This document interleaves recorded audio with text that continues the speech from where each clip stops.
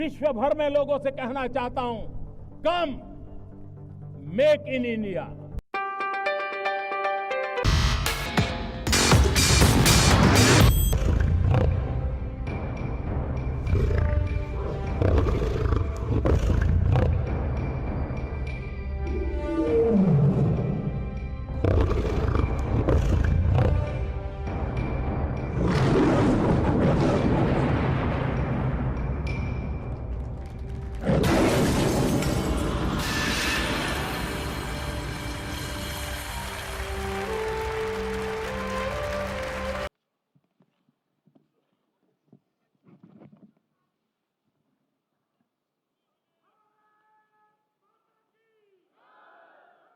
आदरणीय प्रधानमंत्री जी, उत्तर प्रदेश के आदरणीय मुख्यमंत्री जी, आदरणीय राज्यपाल महोदया,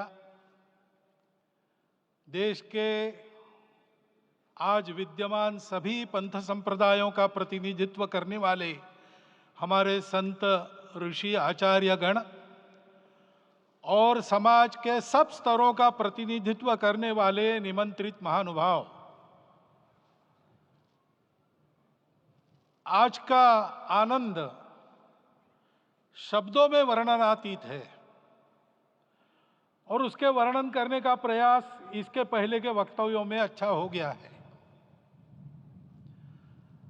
यह भी बता दिया गया है और हम जानते भी हैं कि आज अयोध्या में रामलला के साथ भारत का स्व लौट के आया है।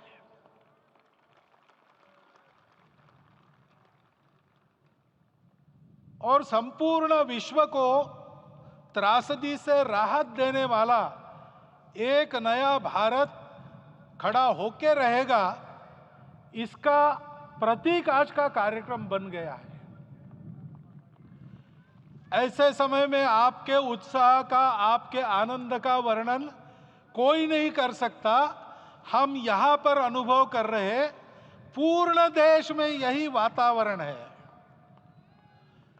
छोटे छोटे मंदिर के सामने दूरदर्शन पर इस कार्यक्रम को सुनने वाले हमारे समाज के करोड़ों बंधु वहां पहुंच न पाए, ऐसे घर घर के हमारे नागरिक सज्जन, माता भगिनी सब भाव विभोर है, सब में आनंद है, सब में उत्साह है। और ऐसे समय में जोश की बातों में थोड़ी सी होश की बात करने का काम मुझे ही दिया जाता है। आज हमने सुना कि इस प्राण प्रतिष्ठा महोत्सव में पधारने के पूर्व प्रधानमंत्री जी ने कठोर व्रत रखा। जितना कठोर व्रत रखने को कहा था, उससे कई गुना अधिक कठोर व्रताचरण उन्होंने किया। मेरे पुराना उनसे परिचय है, मैं जानता हूं वो तपस्वी है ही, परंतु वो अकेले तप कर रहे हैं, हम क्या करेंगे। अयोध्या में रामलला आए, अयोध्या से बाहर क्यों गए थे? रामायण में क्यों गए थे बाहर? तो अयोध्या में कलह हुआ। अयोध्या उस पुरी का नाम है जिसमें कोई द्वंद्व नहीं, जिसमें कोई कलह नहीं, जिसमें कोई दुविधा नहीं। वो हुआ 14 वर्ष वनवास में गए। वो सब ठीक होने के बाद दुनिया के कलह को मिटा के वापिस आए। आज रामलला वापस फिर से आए हैं 500 साल के बाद। जिनके त्याग, तपस्या, प्रयासों से ये सोने का दिन आज हम देख रहे, सुवर्ण दिवस देख रहे, उनका स्मरण प्राण प्रतिष्ठा के संकल्प में हम लोगों ने कहा, आपने सुना होगा, स्मरण किया। उनकी तपस्या को, उनके त्याग को, उनके परिश्रम को शत बार, सहस्त्र बार, कोटि बार नमन है। रामलला के यहां इस युग में आज के दिन फिर वापस आने का इतिहास जो जो श्रवण करेगा वो राष्ट्र के लिए कर्मप्रवण होगा और उसके राष्ट्र का सब दुख दैन्य हरण होगा। ऐसे इस इतिहास का सामर्थ्य है। परंतु उसमें हमारे लिए कर्तव्य का आदेश भी है। प्रधानमंत्री जी ने तप किया, अब हमको भी तप करना है। राम राज्य आने वाला है, वो कैसा था? दैहिक दैविक भौतिक तापा, राम राज नहीं कहु व्यापा। सब नर करहि परस्पर प्रीति, चलहि स्वधर्म निरत श्रुति नीति। सब निर्दंभ धर्मरत पुनि, नर अरु नारी चतुर सब गुनी। सब गुणज्ञ पंडित सब ज्ञानी, सब कृतज्ञ नहीं कपट सयानी। राम राज्य के सामान्य नागरिकों का जो वर्णन है, हम भी इस गौरवमय भारतवर्ष की संतानें हैं। कोटि कोटि कंठ उसका जयगान करने वाले हमारे हैं।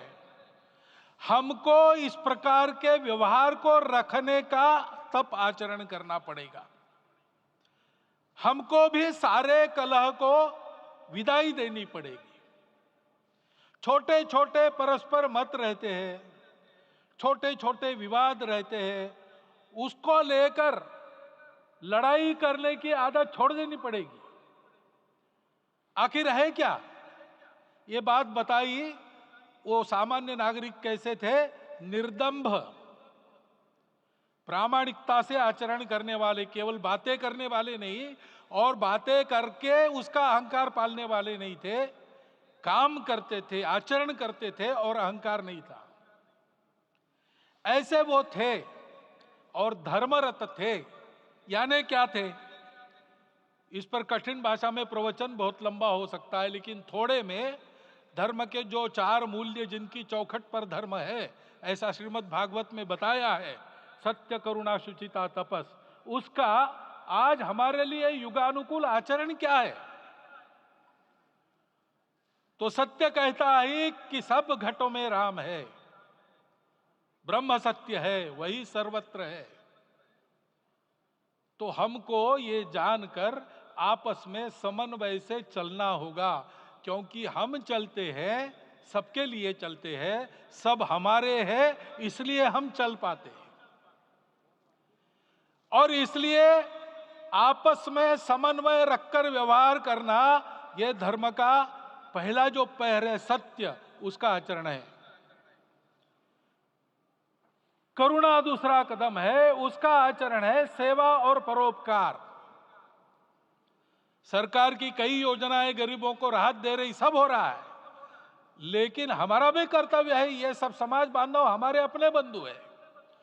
तो जहां हमको दुख दिखता है, पीड़ा दिखती है, वहां हम दौड़ जाए, सेवा करें, दोनों हाथों से कमाएं, अपने लिए न्यूनतम आवश्यक रखकर बाकी सारा वापस दे, सेवा और परोपकार के माध्यम से। यह करुणा का अर्थ आज है। शुचिता पर चलना है, यानी पवित्रता होनी चाहिए। पवित्रता के लिए संयम चाहिए, अपने को रोकना है। सब अपनी इच्छाएं, सब अपने मत, सब अपनी बातें ठीक होंगी ही ऐसा नहीं, और होगी तो भी अन्यों के भी मत है, अन्यों की भी इच्छाएं हैं। और इसलिए अपने आप को संयम में रखते हैं तो सारी पृथ्वी सब मानवों को जीवित रखेगी। गांधी जी कहते थे, earth has enough for everyone's need, but it cannot satisfy everyone's grid.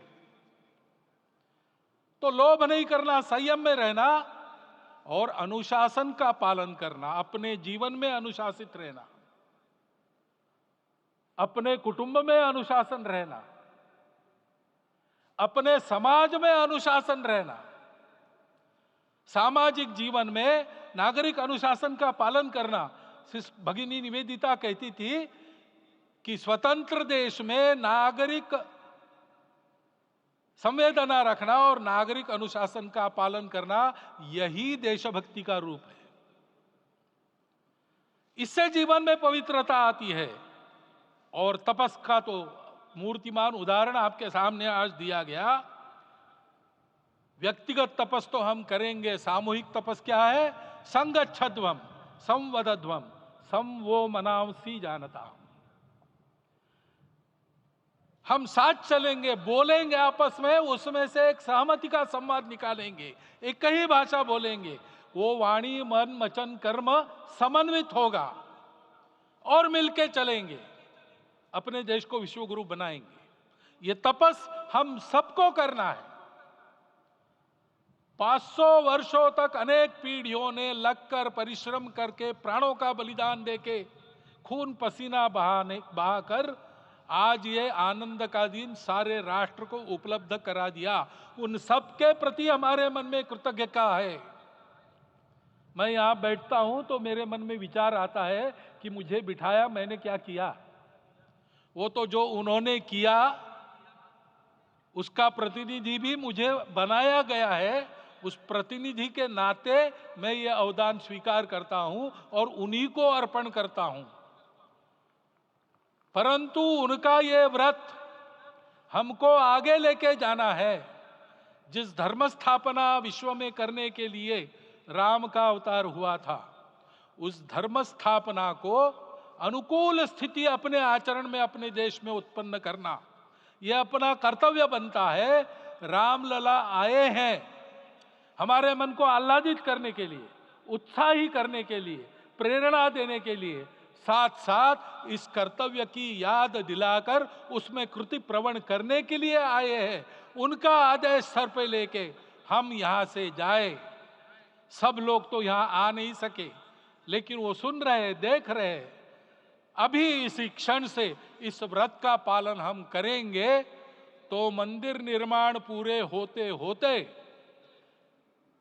विश्वगुरु Bharat का निर्माण भी पूरा हो जाएगा। इतनी क्षमता हम सबकी है।